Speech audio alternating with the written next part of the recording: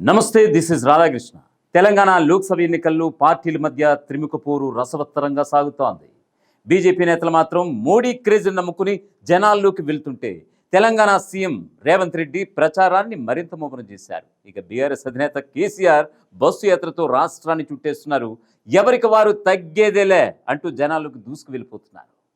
రెండు జాతీయ పార్టీల మధ్య హోరాహోరీ పోటీ ఉంటే బీఆర్ఎస్ మాత్రం అక్కడక్కడ ప్రభావం చూపిస్తోంది. అయితే తెలంగాణలోని 17 నియోజకవర్గాల్లో ఏ పార్టీకి ఎన్ని సీట్లు రాబోతున్నాయి అనే విషయంపై పొలిటికల్ ల్యాబొరేటరీ అలాగే వాల్గా న్యూస్ సంయుక్తంగా కలిసి నిర్వహించిన గ్రౌండ్ సర్వే రిపోర్ట్ ఎలా ఉందో ఒకసారి పరిశీలిద్దాం.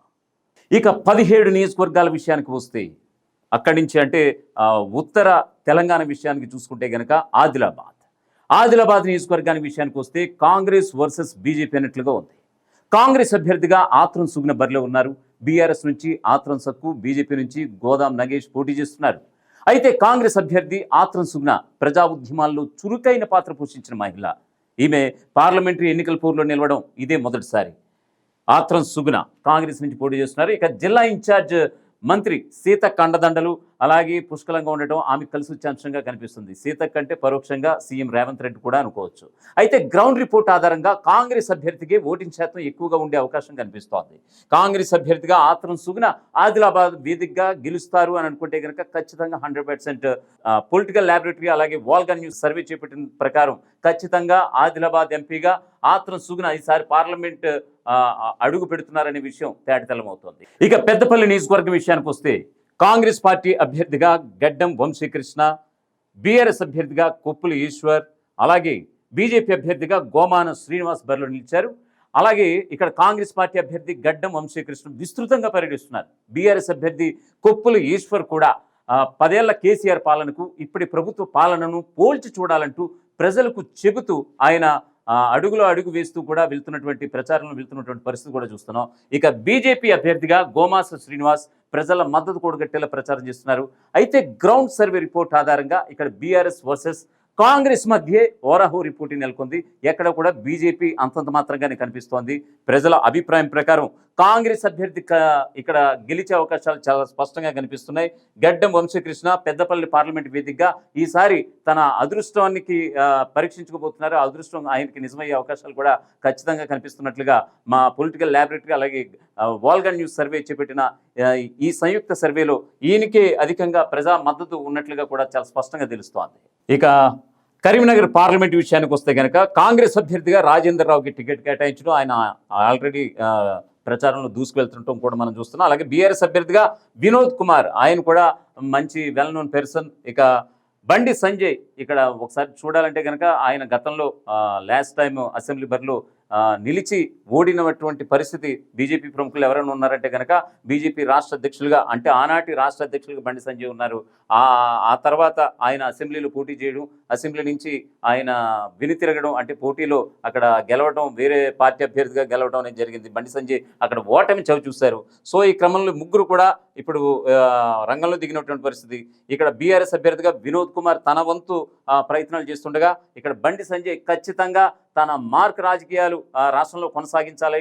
అలాగే బీజేపీ తరఫున ఖచ్చితంగా తన యొక్క ట్రేడ్ మార్క్ని నిలుపుకోవాలంటే కనుక ఖచ్చితంగా ఈసారి పార్లమెంట్ బరిలో నిలిచి గెలవాల్సిన పరిస్థితి ఎంతైనా ఉంది. అయితే మొత్తానికి కరీంనగర్ విషయానికి వస్తే కనుక ఇక్కడ బీజేపీ వర్సెస్ బీఆర్ఎస్ మధ్య గట్టి పోటీ నెలకొందని చెప్పొచ్చు. బీఆర్ఎస్ నుంచి బోయిన్పల్లి వినోద్ కుమార్, బీజేపీ నుంచి బండి సంజయ్ ఇలా రంగంలోకి దిగిన విషయం మనం తెలుసుకున్నాం కదా. అలాగే కాంగ్రెస్ నుంచి వెలిచేలా రాజేందర్ రావు పోటీ చేస్తున్నారు.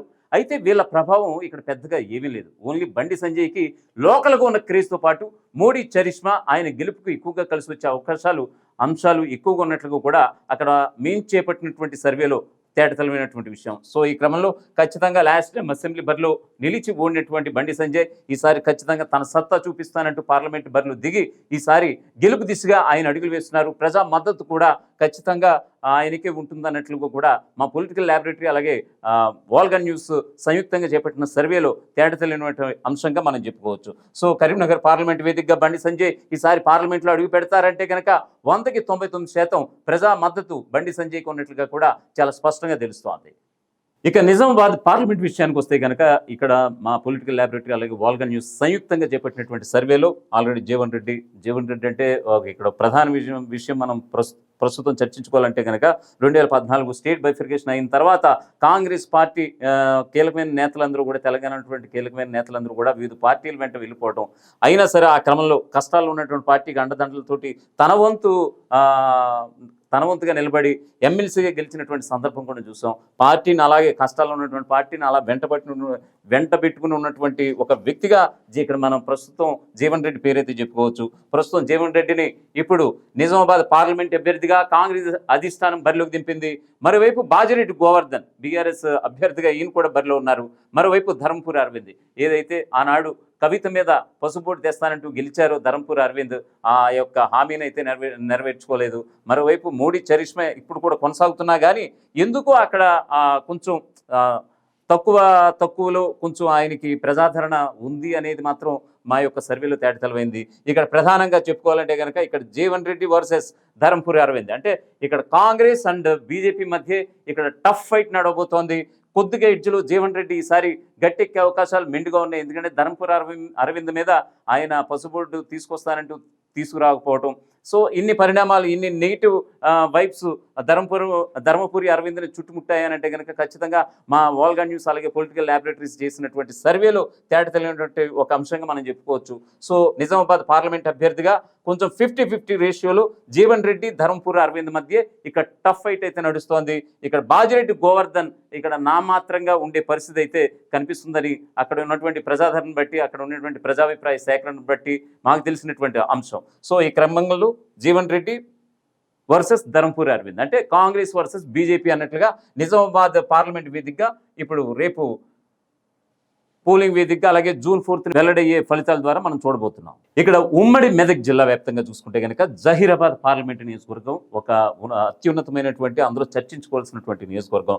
ఎందుకంటే బీబీ పాటిల్ గతంలో బీఆర్ఎస్ ఎంపీగా ఉన్నటువంటి బీబీ పాటిల్ బీజేపీలో జాయిన్ అవ్వడం, సో ఈ క్రమంలో మళ్ళీ సిట్టింగ్ ఎంపీగా ఉన్నారు. మరోసారి తన అదృష్టాన్ని కాషాయ కండువా వేదికగా ఆయన పరీక్షించుకోబోతున్నారంటే కనుక ఖచ్చితంగా ఎస్ అనే సమాధానం వినిపిస్తోంది.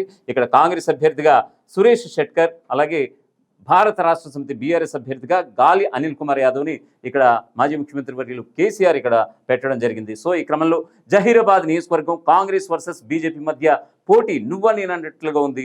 బీజేపీ తరపున sitting MP B B Patil, Congress నుంచి మాజీ ఎంపీ సురేష్ షెట్కర్, బీఆర్ఎస్ నుంచి గాలి అనిల్ కుమార్ బరిలో ఉన్నారు.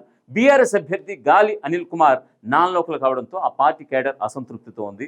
అయితే కాంగ్రెస్ అభ్యర్థి సురేష్ షెట్కర్ గెలుపుపై ఆ పార్టీ శ్రేణులు ధీమాగా ఉండగా BJP candidate B B Patil hattrick గెలుపు కోసం ప్రయత్నిస్తున్నారు. అంటే ఆయన ఆల్రెడీ ఇప్పటికే 2 సార్లు వరుస పర్యాయాలు గెలిచినటువంటి సందర్భం చూసాం. సో ఈ క్రమంలో ఎలక్షన్స్ దగ్గర చేసి ఆయన బీఆర్ఎస్ ఎంపీకి ఉన్నటువంటి బీబీ పాటిల్ ఎలక్షన్స్ దగ్గర చేసి బీజేపీలో జాయిన్ అవ్వడం, బీజేపీ తరఫు నుంచి ఆయన బీఫామ్ తీసుకుని ఈసారి జహీరాబాద్ పార్లమెంటు నియోజకవర్గ బరిలో ఉండటం జరిగింది. సో ఈయన హ్యాట్రిక్ కోసం ఉవ్విళ్ళూరుతున్నారు. సో ఈ క్రమంలో ప్రజా మద్దతు ఎవరికి ఉంది ఎలా ఉందని అంటే కనుక ఈయన 2 సార్లు బీఆర్ఎస్ నుంచి పోటీ చేసి జహీరాబాద్ ఎంపీగా గెలిచారు.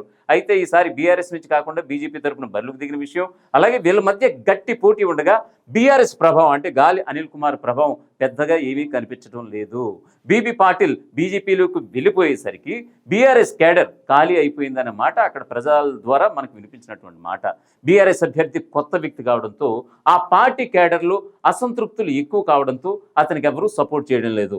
గాలి అనిల్ కుమార్ని ఒకసారిగా తెర మీద తీసుకొచ్చారు. బీబీ పాటిల్ అని ఆయన బీజేపీలోకి వెళ్ళిపోవడంతో గాలి అనిల్ కుమార్ని తీసుకొచ్చారు. మరోవైపు బీబీ పాటిల్ బీఆర్ఎస్ పార్టీకి ఎన్నో అండదండలతో అక్కడ పార్టీని మంచి గట్టిగా ఉంచినటువంటి సందర్భం. సో ఇప్పుడు ఆయన తరపున కేడర్ కావచ్చు ఇదంతా కూడా ఇప్పుడు ఆయన హ్యాట్రిక్ విజయం దిశగా వెళ్ళే అడుగులు ఉన్నాయనంటే కనుక ఖచ్చితంగా ఆయన కేడర్ ఆయన నమ్ముకున్నటువంటి ఓటర్లు ఎవరైతే ఉన్నారో ఈసారి బీబీ పాటిల్కి ఖచ్చితంగా వేసే అవకాశం ఉంది. మరోవైపు గాలి అనిల్ కుమార్ని ఒకసారిగా తీసుకురావడంతో అసంతృప్తులు ఎక్కువైపోయారు బీఆర్ఎస్లో. సో ఈ క్రమంలో గాలి అనిల్ కుమార్కి సొంత పార్టీ శ్రేణుల నుంచే కొంచెం వెనుపోటు తప్పదనంటే కనుక ఖచ్చితంగా అక్కడ ఉన్నటువంటి ప్రజల అభిప్రాయం ద్వారా మనకు తెలుస్తుంది. అయితే కాంగ్రెస్ బీజేపీకి ఇక్కడ గెలుపు అవకాశాలు 50-50 మాత్రమే. అంటే కాంగ్రెస్ అభ్యర్థి సురేష్ షెట్కర్కి అలాగే బీబీ పాటిల్కి. సో గెలుపు అంత నల్లిరిపై నడక కాదు బీబీ పాటిల్కి. ఈసారి హ్యాట్రిక్ కొడదాం అనుకున్నటువంటి బీబీ పాటిల్కి ఈసారి చాలా కష్టం. ఎందుకంటే కాంగ్రెస్ గ్రాఫ్ కూడా కొంచెం కొంచెం పెరుగుతూ వస్తుంది. సీఎం రేవంత్ రెడ్డి సమక్షంలో ఆయన ఇచ్చినటువంటి ఇక్కడ ఏదైతే హామీలు ఉన్నాయో ఆ హామీలు ప్లస్ పార్లమెంట్ వేదికగా కాంగ్రెస్ మేనిఫెస్టో ఏదైతే ఉందో ఖచ్చితంగా ప్రజలు మార్పు కోరుకుంటున్నారు. ఆ మార్పు కోరుకోవడం బట్టి గతంలో బీఆర్ఎస్ దించి కాంగ్రెస్కి అధికారం పట్టం కట్టిన విషయం మనందరికీ తెలిసిన విషయమే. సో ఈ క్రమంలో ఇక్కడ సురేష్ షెట్కర్ అలాగే బీబీ పాటిల్ మధ్య 50-50 ఛాన్సెస్ జహీరాబాద్ పార్లమెంట్ వేదికగా చూడబోతున్నామని అక్కడ ప్రజల అభిప్రాయం ద్వారా ఇటు పొలిటికల్ ల్యాబొరేటరీ సర్వే అలాగే వాల్గా న్యూస్ సంయుక్తంగా చేపట్టినటువంటి సర్వేలో ఇక్కడ Zaheerabad parliament BJP versus Congress అన్నట్టుగా 50-50గా అయితే సాగుతుంది. చూద్దాం ఈ 13న జరిగే పోలింగ్ ఏ విధంగా సాగబోతుంది, జూన్ 4న ఏ విధంగా రిజల్ట్స్ రాబోతున్నాయి అనేది. ఇక నెక్స్ట్ మెదక్ పార్లమెంట్ విషయానికి వద్దాం. ఇక్కడ ఖచ్చితంగా నీలం మధు విషయానికి వస్తే కనుక గత అసెంబ్లీ సెషన్స్లో ఆ యొక్క ఎలక్షన్ టైంలో కనుక చూసుకుంటే కనుక బీఆర్ఎస్ నుంచి అంటే అటు కేసీఆర్కి అత్యంత సన్నిహితులు, ఖచ్చితంగా ఈయన సర్పంచ్గా మొదలైనటువంటి ప్రస్థానం ఇక్కడ ముదిరాజ్ వర్గానికి చెందినటువంటి ఒక బలమైన నేత నీలం మధు. సో ఆయన ఆ క్రమంలో బీఆర్ఎస్ని వీడి కాంగ్రెస్ పార్టీలో జాయిన్ అయ్యి అంటే కాంగ్రెస్ టికెట్ ఇస్తుందనుకుని నమ్మి వెళ్ళినటువంటి నీలం మధు కాంగ్రెస్ పార్టీ హ్యాండ్ ఇవ్వడంతో ఆ రోజు ఇండిపెండెంట్గా పోటీ చేశారు. అసెంబ్లీ ఎన్నికల్లో పోటీ చేసి ఓటమి చెందారు. సో ఈ క్రమంలో మళ్ళీ ఇప్పుడు ఎలక్షన్స్ టైంలో అంటే ఆ రోజు పార్టీ తీసుకున్నటువంటి నిర్ణయానికి కొంతమంది ఈయనకు అడ్డు తగిలారు అనేది కూడా ఆ రోజు వినిపించినటువంటి మాట. మళ్ళీ ఇప్పుడు ఆయన కాంగ్రెస్ కండువా కప్పుకున్నారు. మళ్ళీ ఇప్పుడు నీలం మధు ముదిరాజ్ వర్గానికి అత్యంత తెలంగాణలో ఒక బలమైన వర్గం ఏదైనా ఉందనంటే కనుక ఖచ్చితంగా ముదిరాజ్ వర్గం చెప్పుకోవాలి. ఎందుకంటే ఎక్కువ ఓట్ బ్యాంక్ ఉంటుంది వాళ్ళకి ఖచ్చితంగా స్టేట్ వైడ్ కూడా. సో ఈ ఇంపాక్ట్లో నీలం మధు ఇప్పుడు మెదక్ పార్లమెంట్ అభ్యర్థిగా కాంగ్రెస్ అభ్యర్థిగా పోటీ చేస్తున్నారు. సీఎం రేవంత్ రెడ్డి ఆశీస్సులు కూడా మెండుకున్నట్లు కూడా మనకు స్పష్టంగా అర్థమవుతుంది. ఇక వెంకట్రామిరెడ్డి అలాగే రఘునందన్ రావు గత అసెంబ్లీ ఎన్నికల్లో ఓడిపోయిన ఆయన ఈసారి బీజేపీ తరపు నుంచి రఘునందన్ రావు మెదక్ పార్లమెంట్ వేదికగా ఆయన పోటీలో నిలిచినటువంటి పరిస్థితి.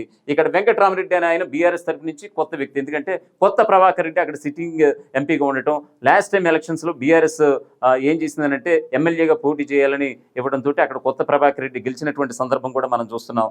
సో ఈ క్రమంలో ఆల్రెడీ కొత్త ప్రభాకర్ రెడ్డి సిట్టింగ్ ఎంపీ దానికి రిజైన్ చేసి ఎమ్మెల్యేగా గెలిచినటువంటి సందర్భం. సో ఈ క్రమంలో వెంకట్రామరెడ్డికి మెదక్ పార్లమెంటు మాజీ ముఖ్యమంత్రి కేసీఆర్ అప్పగించడం జరిగింది. సో ఈ క్రమంలో నీలం మధు వర్సెస్ రఘునందన్ రావు అని అనుకుంటే ఇక్కడ తప్పు. ఎందుకంటే ఇది ఖచ్చితంగా మెదక్ పార్లమెంటు బీఆర్ఎస్ కంచుకోటని అక్కడ ప్రజల మద్దతు ద్వారా మనకు తెలుస్తుంది.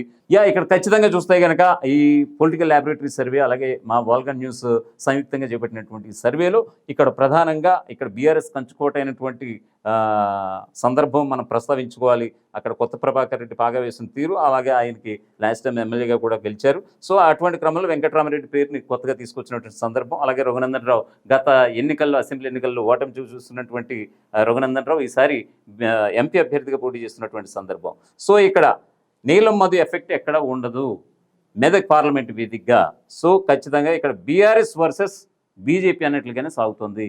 వీళ్ళిద్దరి మధ్య ఖచ్చితంగా గెలుపు అవకాశాలు ఎవరికి ఉంటాయనేది 50-50 ఛాన్సెస్గా అక్కడ ప్రజల అభిప్రాయం బట్టి అయితే తెలుస్తోంది. మల్కాజ్గిరి పార్లమెంట్ నియోజకవర్గం ప్రస్తుత తెలంగాణ ముఖ్యమంత్రి వర్యులు రేవంత్ రెడ్డి విషయాన్ని ఇక్కడ ప్రధానంగా చర్చించుకుంటే కనుక కొడంగల్ వేదికగా ఆ రోజు ఓడిపోయినటువంటి సందర్భం, ఆ తర్వాత మల్కాజ్గిరి ఎంపీగా వెంటనే గెలిచినటువంటి సందర్భం కూడా మనం చర్చించుకోవాలి.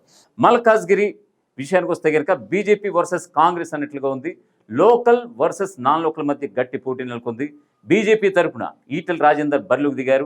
అయితే ఇక్కడ ఈటెల రాజేందర్ గెలిచే అవకాశాలు ఎక్కువగా ఉన్నా కూడా కాంగ్రెస్ పార్టీ గట్టి పోటీ ఇస్తోంది. అయితే ఈటెల రాజేందర్ నాన్ లోకల్ కావడంతో ఆయన గెలుపునకు మైనస్ కాబోతుందా అన్న విషయం కూడా తెలుస్తోంది. బీఆర్ఎస్ అభ్యర్థి రాగిడి లక్ష్మారెడ్డి తలపడిపోతున్నారు. కాంగ్రెస్ తరఫున సునీతా మహేందర్ రెడ్డి బరిలో ఉన్నారు. ఇక బీఆర్ఎస్ అభ్యర్థి రాగిడి లక్ష్మారెడ్డి మాత్రం డబ్బులు ఖర్చు పెట్టకపోతుండేసరికి ప్రచారంలో ఆయన వెనకబడిపోయినట్లుగా అక్కడి నుంచి మనకి అందుతున్నటువంటి సమాచారం. సో ఓవరాల్గా చెప్పాలంటే సునీతారెడ్డి గతంలో ఓ రకంగా చెప్పాలంటే ఈవిడి చేవెళ్ళ ఎంపీ స్థానాన్ని కోరారు. సో దీన్ని సీఎం రేవంత్ రెడ్డి అంగీకరించలేదు. మల్కాజ్గిరి పార్లమెంట్ అభ్యర్థిగా బరిలోకి దిగమ్మన్నట్లుగా కూడా మనకు తెలిసినటువంటి సందర్భం. సో సునీతారెడ్డి అనే ఆవిడ గతంలో ఈవిడ కోరుకున్న సీటు కాకుండా మల్కాజ్గిరి పార్లమెంట్ స్థానం అప్పచెప్పినటువంటి పరిస్థితి. గతంలో కాంగ్రెస్లో ఉన్నటువంటి రాగిడి లక్ష్మారెడ్డి బీఆర్ఎస్లోకి రావడం, ఆ రోజు ఎమ్మెల్యేగా టికెట్ ఇవ్వకపోయినా సరే రాగిడి లక్ష్మారెడ్డిని ఈసారికి బీఆర్ఎస్ అధినేత కేసీఆర్ ఇక్కడ రంగంలోకి దించినటువంటి పరిస్థితి. ఇక ఈటెల రాజేందర్ విషయానికి వస్తే కనుక నాన్ లోకల్, ఎందుకంటే ఒకవైపు హుజూరాబాద్, మరోవైపు గజ్వేల్ వేదికగా అంటే ఆ రోజు ముఖ్యమంత్రిగా ఉన్నటువంటి సీఎం కేసీఆర్పై తలపడ్డారు. మరోవైపు సిట్టింగ్ స్థానం నుంచి హుజూరాబాద్ నుంచి కూడా పోటీ పడ్డారు ఈటెల రాజేందర్. సో ఇక్కడ ఎవరు గెలుపు అవకాశాలు ఎలా ఉన్నాయనంటే కనుక సునీతారెడ్డి ప్రభావం అంతంత మాత్రం అన్నట్లుగానే తెలుస్తోంది. మరోవైపు రాగిడి లక్ష్మారెడ్డి ఇక్కడ బీఆర్ఎస్ దిగువ వర్గం కూడా ఇక్కడ ఖచ్చితంగా ఈటెల రాజేందర్ గెలుపుకే. ఎందుకంటే రేపటి రోజున బీజేపీకి సపోర్ట్ చేస్తే ఇక్కడ రేవంత్ రెడ్డి తమపై కక్ష గడుతున్నటువంటి చర్యలకి బీజేపీ ఎంతో కొంత సపోర్ట్ చేస్తుంది, రేపటి రోజున తమ మిత్రపక్షంగా భావిస్తుంది అనేది అక్కడ ఉన్నటువంటి బీఆర్ఎస్ శ్రేణుల నుంచి వినిపిస్తున్నటువంటి మాట.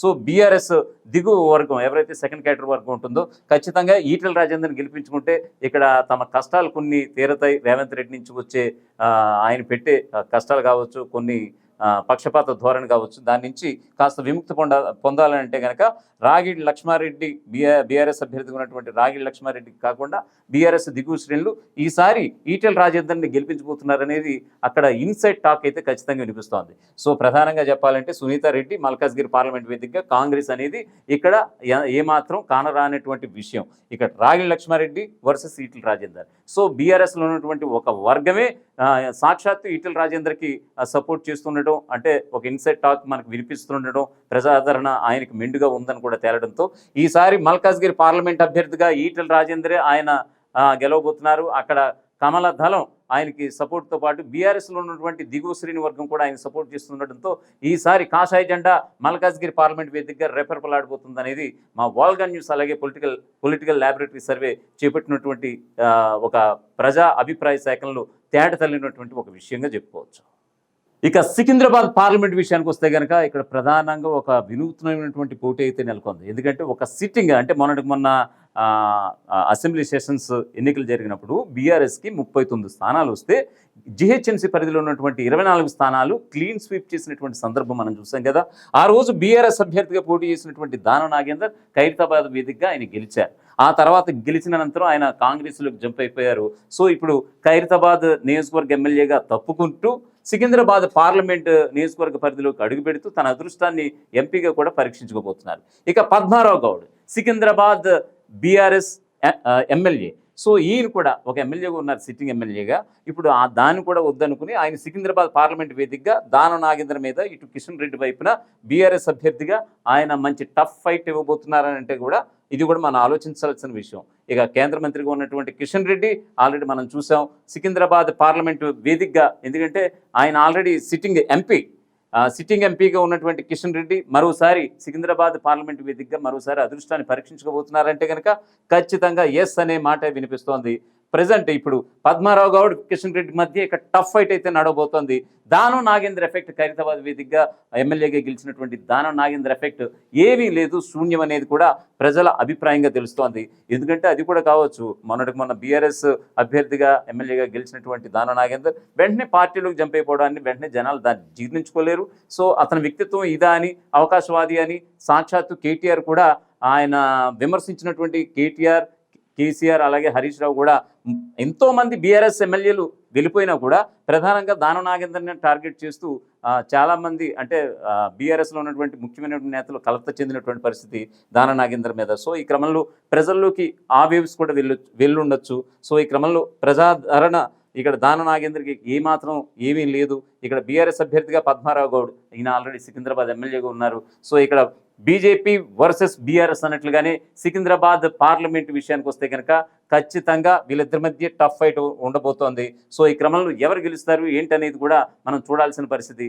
మా వాల్గా న్యూస్ అలాగే పొలిటికల్ ల్యాబొరేటరీ సర్వే చేపట్టినటువంటి ఈ సంయుక్త సర్వేలో పద్మారావు గౌడ్ వర్సెస్ కిషన్ రెడ్డి అనేది కూడా మనకి తేట తెలియనటువంటి విషయం. కిషన్ రెడ్డి ఎందుకంటే మోదీ గ్రాఫ్ దేశవ్యాప్తంగా ఇంకా బాగా పనిచేస్తున్నటువంటి ఈ టైంలో కిషన్ రెడ్డి ఒక సౌమ్యుడు, ఒక మంచి నేతగా ఆయన కూడా గుర్తింపు ఉంది. ఎలాంటి అవినీతి ఆరోపణలు, ఎలాంటి అవినీతి మరకలు అంటగట్టుకోలేనటువంటి ఒక వ్యక్తిగా ఆయన అందరికీ సుపరిచితుడు.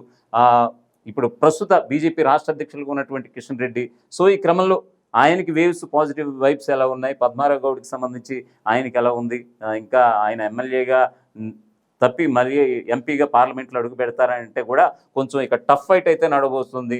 సో ఈ క్రమంలో దానం నాగేంద్ర పేరు అయితే ఎక్కడ కూడా వినిపించినటువంటి పరిస్థితి. సో ఈ క్రమంలో 50-50 ఛాన్సెస్ అయితే పద్మారావు గౌడ్ లేకపోతే కిషన్ రెడ్డి సికింద్రాబాద్ పార్లమెంట్ వేదికగా వాళ్ళిద్దరిలో ఎవరో ఒక జెండా ఇక్కడ ఎగరబోతుంది అనేది మనకు తెలిసినటువంటి విషయం. హైదరాబాద్ పార్లమెంట్ ఏఐఎంఐఎం ఒక గడ్డాని చెప్పుకోవాలి. ఎందుకంటే ఓల్డ్ సిటీ ప్రాంతం విషయానికి వస్తే కనుక so Asaduddin Owaisi versus Madhavi Latha. Madhavi Latha already Virinchi హాస్పిటల్కి సంబంధించిన ఆవిడ ఓనర్. సో ఈ క్రమంలో చూసుకుంటే కనుక అసదుద్దీన్ ఓవైసీ మాధవీలత మధ్య టఫ్ ఫైట్. మరోవైపు కాంగ్రెస్ కూడా ఒక డమ్మీ అభ్యర్థిని పెట్టినట్లు కూడా తెలుస్తుంది. సో ఇక్కడ కాంగ్రెస్ డమ్మీ అభ్యర్థిని పెట్టిన పరోక్షంగా ఎంఐఎంకే అక్కడ సపోర్ట్ ఉంటుందనేది అక్కడ ప్రజల అభిప్రాయం. అలాగే రాజకీయ విశ్లేషకులు సైతం చెప్తున్నటువంటి ఒక మాట. అసదుద్దీన్ ఓవైసీకి ఎంఐఎంకి కాంగ్రెస్ ఇప్పుడు మద్దతు పలుకుతుంది. అందుకే ఈ క్రమంలోనే అక్కడ డమ్మీ అభ్యర్థిని పెట్టిందని. సో ఈ క్రమంలో 50-50 అంటూ కూడా వస్తుంది. కానీ అల్టిమేట్గా అసదుద్దీన్ ఓవైసీయే మరో పర్యాయం హైదరాబాద్ పార్లమెంట్ వేదికగా గెలవబోతున్నారనేది ఖచ్చితంగా తేలుతున్నటువంటి అంశం. ఇక్కడ మాధవీలత కాస్తో కూస్తూ అసదుద్దీన్ ఓవైసీకి సంబంధించిన ఓటు శాతం తగ్గిస్తారేమో తప్పితే ఇక్కడ అల్టిమేట్గా ఈయన విజయాన్ని ఎవరు ఆపలేరనేది మరొక విషయం. ఇక్కడ మాధవీలత విషయాన్ని గురించి కూడా మనం చర్చించుకోవాలి. విరించి హాస్పిటల్ వేదికగా ఆవిడ చేసినటువంటి అరాచకాలు అన్నీ కావు. ఆ రోజు కరోనా టైంలో చాలామంది పేదల పొట్టగొట్టినటువంటి ఆమె చికిత్స పేరుతో లక్షలు దండుకుని కోట్లాది రూపాయలు వెనకేసుకున్నారనేది మాధవీలతకు ఉన్నటువంటి అతిపెద్ద డ్యామేజ్. ఇదే విషయాన్ని చాలా ఇంటర్వ్యూస్లో తన యొక్క ప్రత్యర్థులు కావచ్చు చెప్పినటువంటి సందర్భం. సాక్షాత్తు కాంగ్రెసే విమర్శించినటువంటి పరిస్థితి.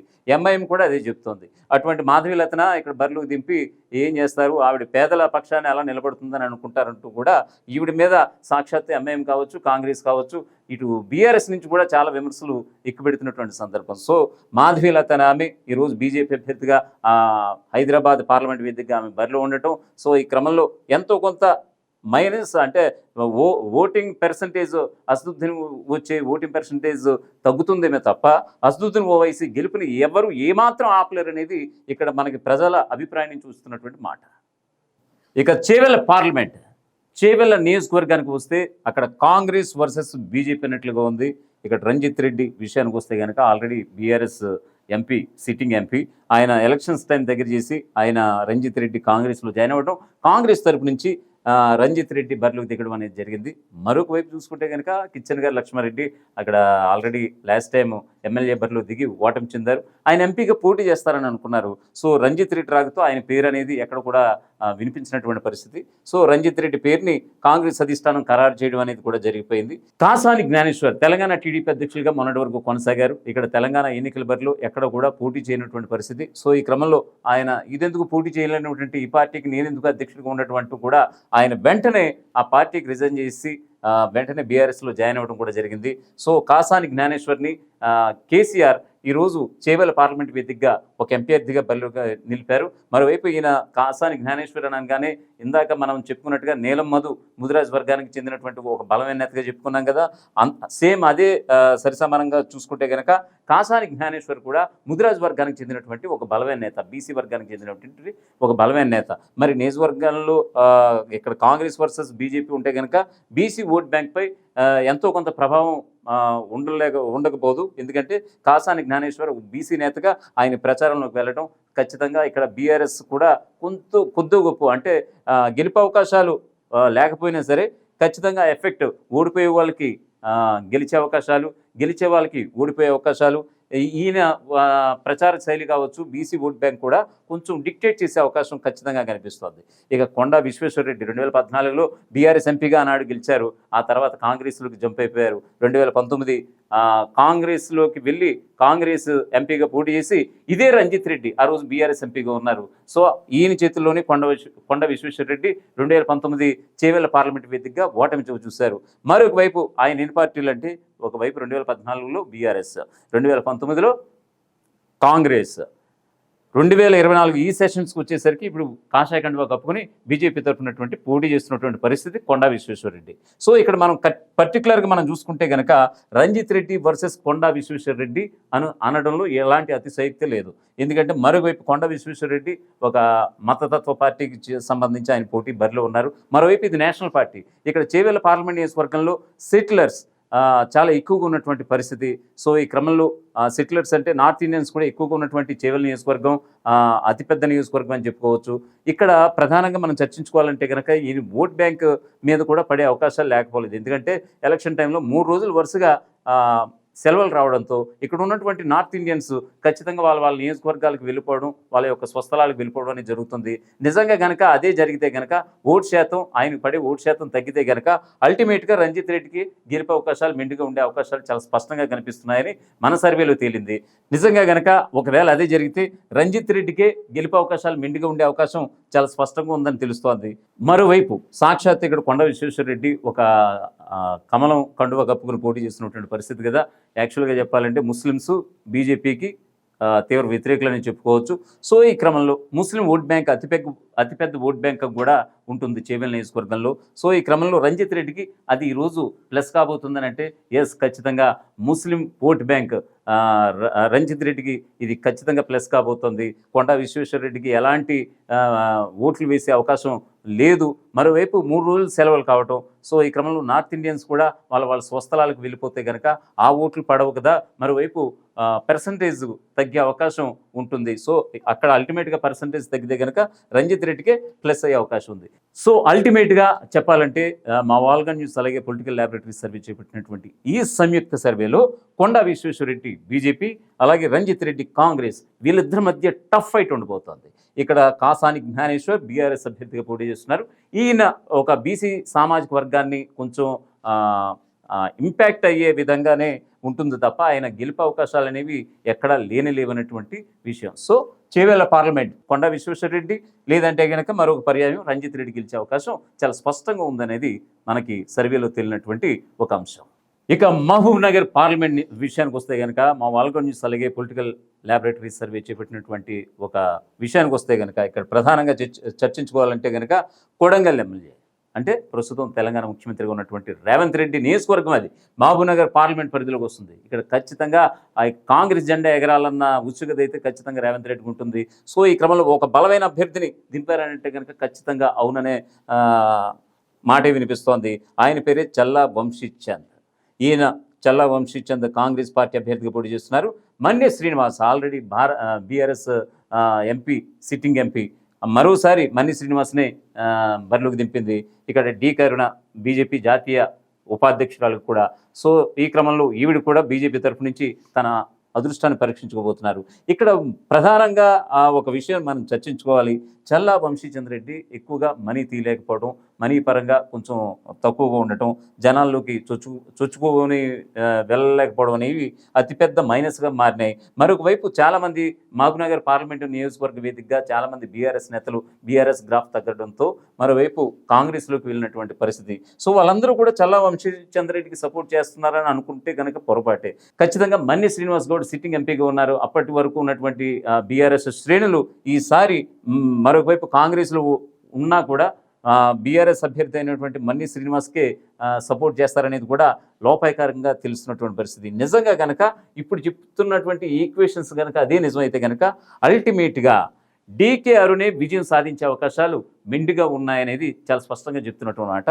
ఏ మాత్రం అయితే ఇక్కడ వంశీచంద్ ఎక్కడ కూడా కాంట్రానటువంటి పరిస్థితి. ఇక్కడ మన్ని శ్రీనివాస్ వర్సెస్ డీకే అరుణ్ మాదిరిగానే ఇక్కడ పోటాపోటీ నెలకొంది, అది కూడా మహబూబ్నగర్ పార్లమెంట్ వేదికగా. సో చూద్దాం ఇక్కడ ఏ రకంగా ఆ విజయాన్ని ఎవరిని వరిస్తుందో ఏంటో అనేది కూడా మనకి జూన్ 4న వెలువడయ్యే ఫలితాలు అయితే మనం ఖచ్చితంగా చూడొచ్చు. మహబూబ్నగర్ పక్కన ఉన్నటువంటి నాగర్ కర్నూలు పార్లమెంట్ విషయానికి వద్దాం. సో ఇక్కడ ఉన్నటువంటి మేము చేపట్టినటువంటి సర్వేలో ఏం తెలియదనంటే మల్లు రవి కాంగ్రెస్లో ఉన్నటువంటి ఒక కీలకమైనటువంటి ఒక నేత. ఇక ఆర్ఎస్ ప్రవీణ్ ఆల్రెడీ చూసాం, మొన్నటి వరకు బీఎస్పీ రాష్ట్ర అధ్యక్షులుగా ఉన్నారు. సో ఆయన వెంటనే బీఎస్పీ రాష్ట్ర అధ్యక్షులుగా రిజైన్ చేసి బీఆర్ఎస్లో జాయిన్ అవ్వడం కూడా మనకు తెలిసినటువంటి విషయమే. ఇక భరత్ ఇక్కడే ప్రధానంగా మనం చర్చించుకోవాలి. ఈయన తండ్రి బీఆర్ఎస్ ఎంపీ సిట్టింగ్ ఎంపీ, ఆయన పేరు రాములు. ఆయన ఎలక్షన్స్ దగ్గర చేసి పార్లమెంట్ ఎలక్షన్స్ దగ్గర చేసి ఆల్రెడీ పార్టీలో జాయిన్ అయినటువంటి సందర్భం, కాషాయ కండువ కప్పుకున్నటువంటి సందర్భం. ఆయన రాములు తన కొడుకు అయినటువంటి భరత్కి టికెట్ ఇప్పించుకుని ఇప్పుడు ప్రజెంట్ బీఆర్ఎస్ ఎంపీగా ఉన్నటువంటి రాముల్ ఫ్యామిలీ వీళ్ళంతా కూడా ఇప్పుడు కాషాయ కండువ వేదికగా కమలదళంలో పనిచేస్తున్నారు. ఇప్పుడు బీజేపీలో కొనసాగుతున్నటువంటి పరిస్థితి. బీజేపీ తరఫు నుంచి భరత్ ఇక్కడి నుంచి పోటీ చేస్తున్నారు. సో మల్లు రవి విషయానికి వస్తే కనుక మల్లు రవికి ఎంత కాంగ్రెస్ సీనియర్ నేత అయినా కూడా కాంగ్రెస్లో ఉన్నటువంటి అంతర్గత విభేదాలు ఈయన ఓటమికి చిచ్చు పెడుతున్నాయా, ఈయన ఓటమి దిశగా ప్రయాణం చేస్తున్నాయంటే కనుక ఖచ్చితంగా ఎస్, కొంతమంది కాంగ్రెస్ శ్రేణులు ఈయనకి వ్యతిరేకంగా పనిచేస్తున్నారు. సో ఈ క్రమంలో ఆర్ఎస్ ప్రవీణ్కి అంటే ఆర్ఎస్ ప్రవీణ్ కూడా ఇక్కడ ఏమీ చిన్న చితక వ్యక్తి కాదు. ఖచ్చితంగా ఇది ఒక ఎస్సీ కాన్స్టిట్యున్సీ. దీనికి సంబంధించి ఎంత మేర ఎఫెక్ట్ ఉంటుందని అంటే కనుక ఖచ్చితంగా మల్లు రవి గురించి మనం ఇందాక చెప్పుకున్నట్లుగా కాంగ్రెస్ శ్రేణులు ఖచ్చితంగా తన ఓటమికి పనిచేస్తే కనుక ఖచ్చితంగా ఇక్కడ ఆర్ఎస్ ప్రవీణ్ కుమార్ గెలిచే అవకాశాలు చాలా మెండుగా ఉన్నాయి. ఇక్కడ సిట్టింగ్ ఎంపీగా ఉన్నటువంటి రాములు తనయుడు భరత్ బీజేపీ నుంచి పోటీ ఉండటమే తప్ప ఎక్కడ కూడా తన యొక్క ప్రభావం అనేది ఎక్కడ కూడా కానరాదు.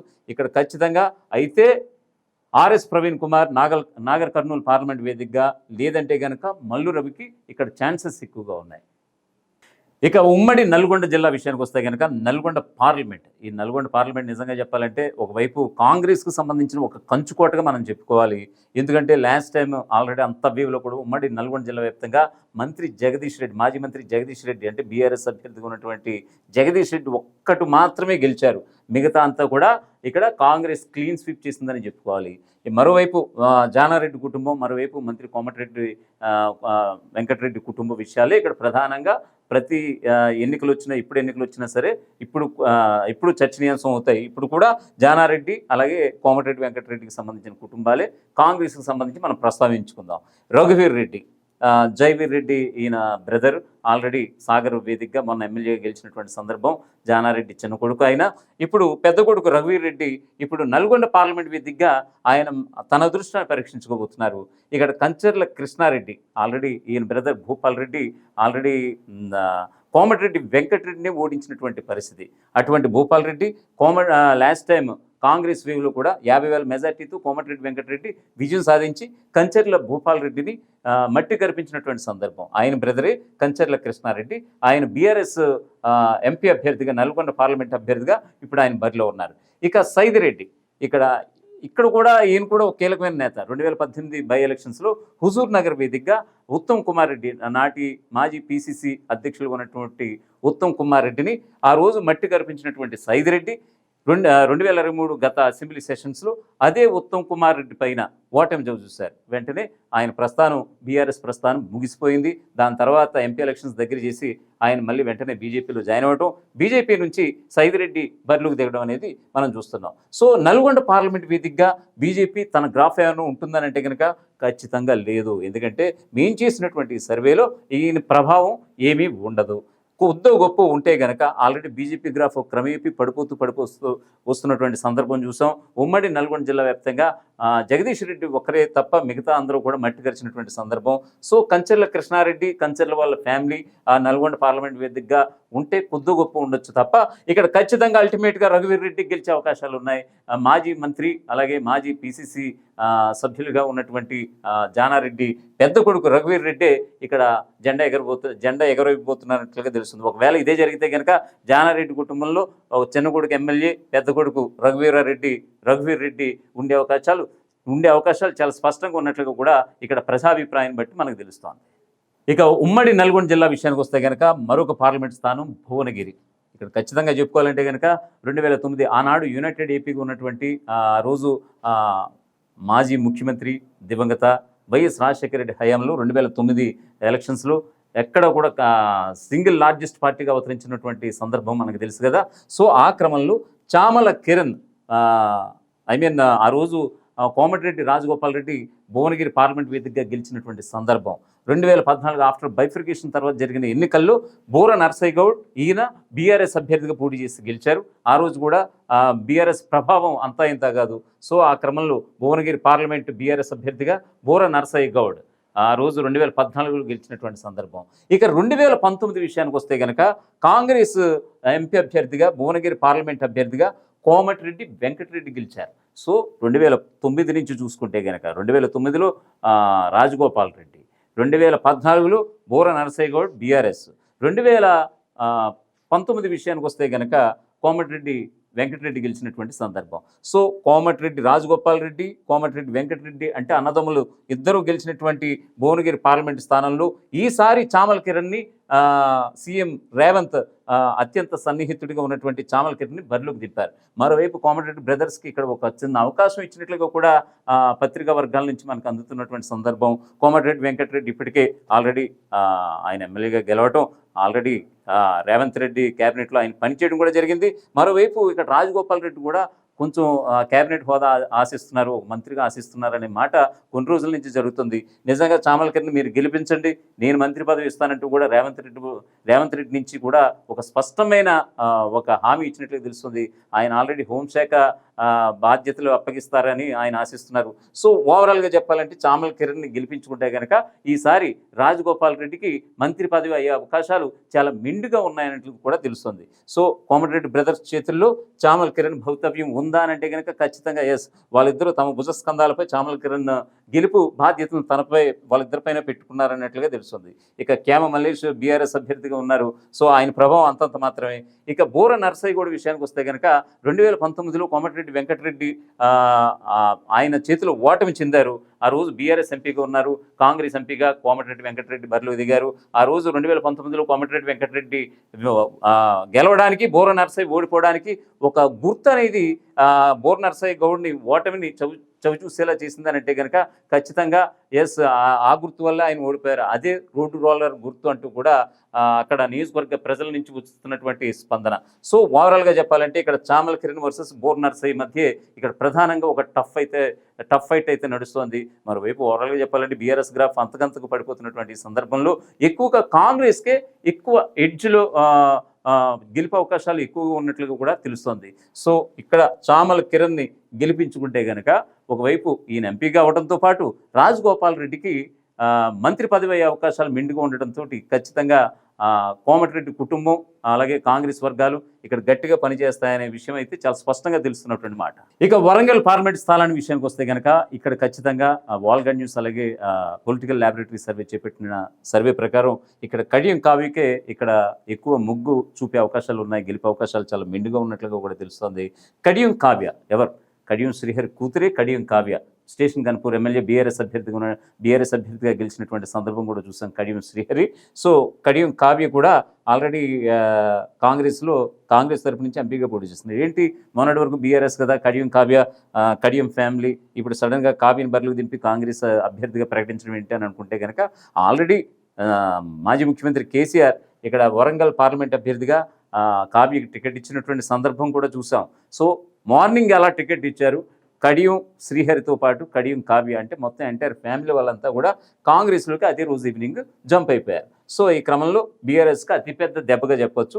ఈ క్రమంలో బీఆర్ఎస్ ఏం చేసిందంటే సుధీర్ కుమార్ అనే వ్యక్తిని తెర మీదకి దించింది. అలాగే ఆరూర్ రమేష్ అనే వ్యక్తిని కూడా కాషాయ దళం బరిలోకి దించినటువంటి సందర్భం.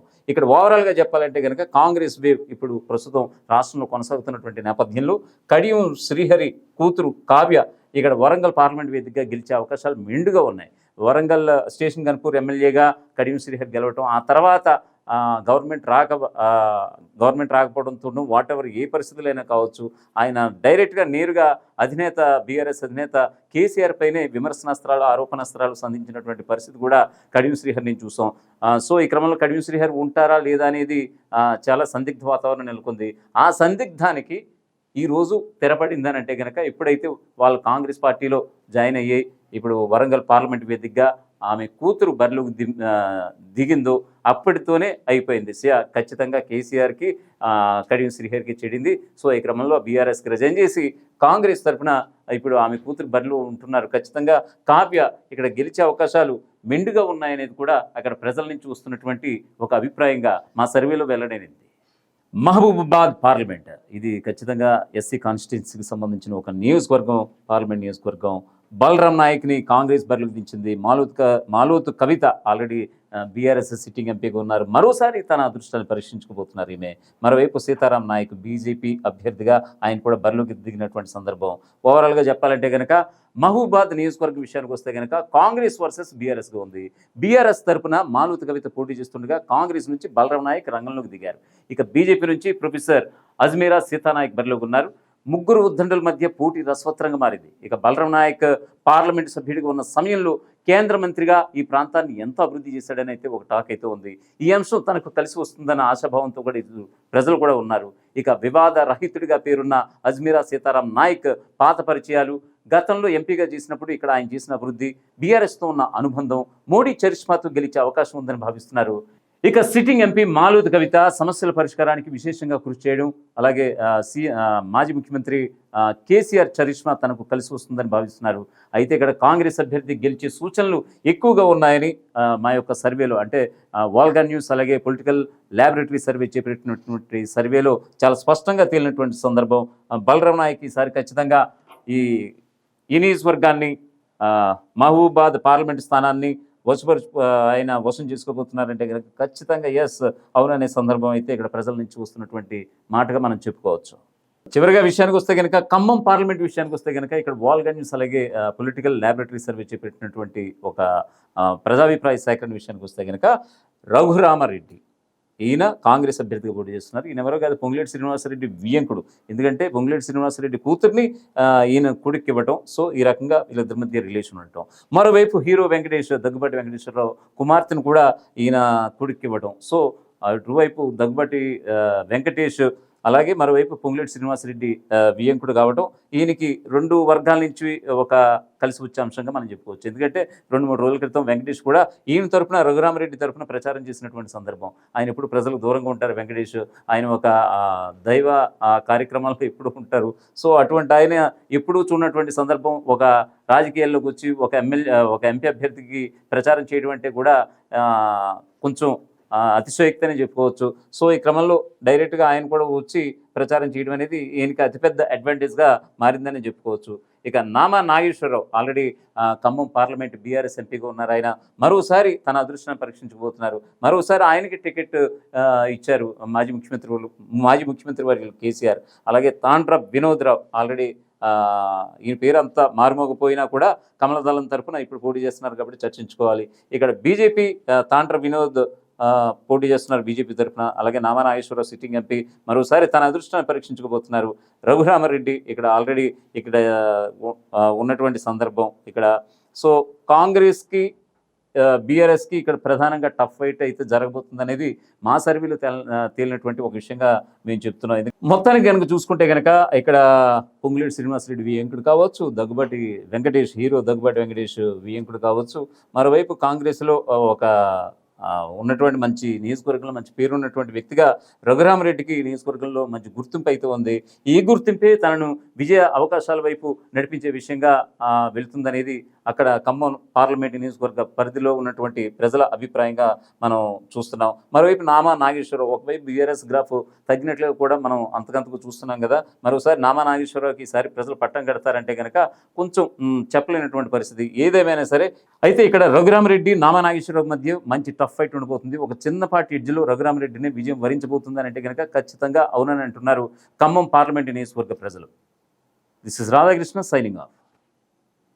ఇదండి పొలిటికల్ ల్యాబొరేటరీ ఓల్గా న్యూస్ సంయుక్తంగా నిర్వహించిన సర్వేలో మొత్తం 17 స్థానాల్లో కాంగ్రెస్ 7, బీజేపీ 4, ఎంఐఎం 1, మిగతా 5 స్థానాల్లో హోరాహోరీ నడుస్తోంది. మెదక్, సికింద్రాబాద్, మహబూబాబాద్, వరంగల్లో బీఆర్ఎస్ గట్టిపోటీ ఇస్తోంది. మెదక్లో బీఆర్ఎస్ బోణీ కొట్టే అవకాశం కనపడుతోంది. సికింద్రాబాద్, మహబూబాబాద్, వరంగల్, చేవెళ్ల 4 స్థానాల్లో హోరాహోరీ పోటీ నడుస్తుంది.